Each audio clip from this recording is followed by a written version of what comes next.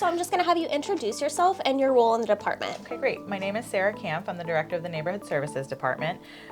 We've been at 200 Henry Johnson for about a year and a half now.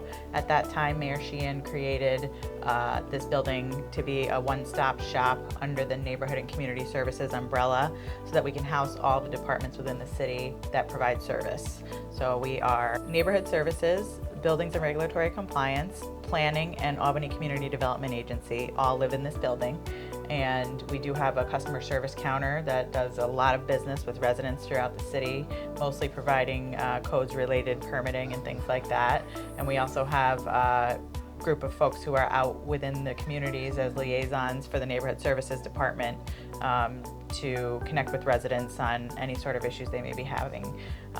And then we also have an internal community relations coordinator who is Naomi Clark, and she mainly handles our SeeClickFix software, and she also assists with other ways of getting information to our residents and handling things in that way. My name is Naomi Clark. I'm the Community Relations Coordinator for Neighborhood Services. As Community Relations Coordinator, I am tasked with managing and overseeing SeeClickFix. SeeClickFix is an app in the software that residents can use to report non-emergency quality of life issues. I also offer senior citizens the availability option to call me, and I can put the ticket in for them.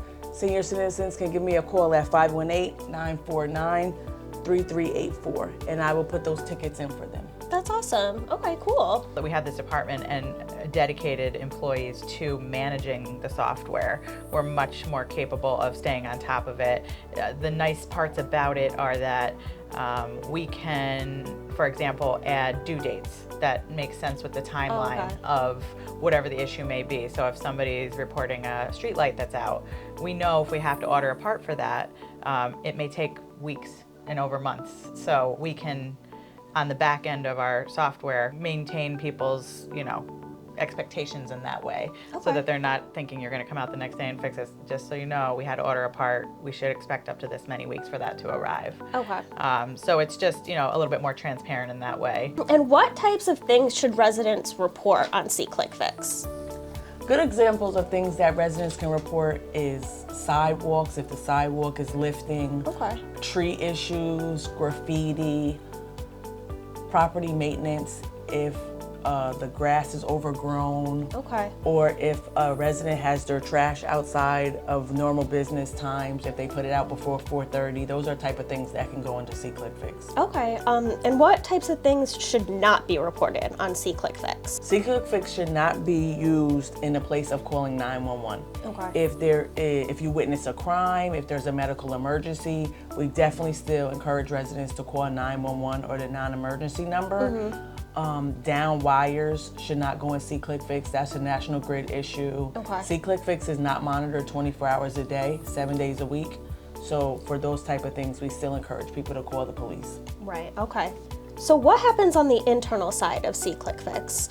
I'm just gonna have you walk us through what happens if a resident puts in a request. What do we do on the back end? The request is immediately assigned to the appropriate department.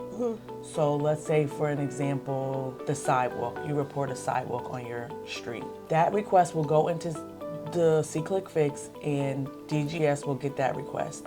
They will send someone out to monitor the sidewalk. Each department has an allotted time when they say that a job is going to be done.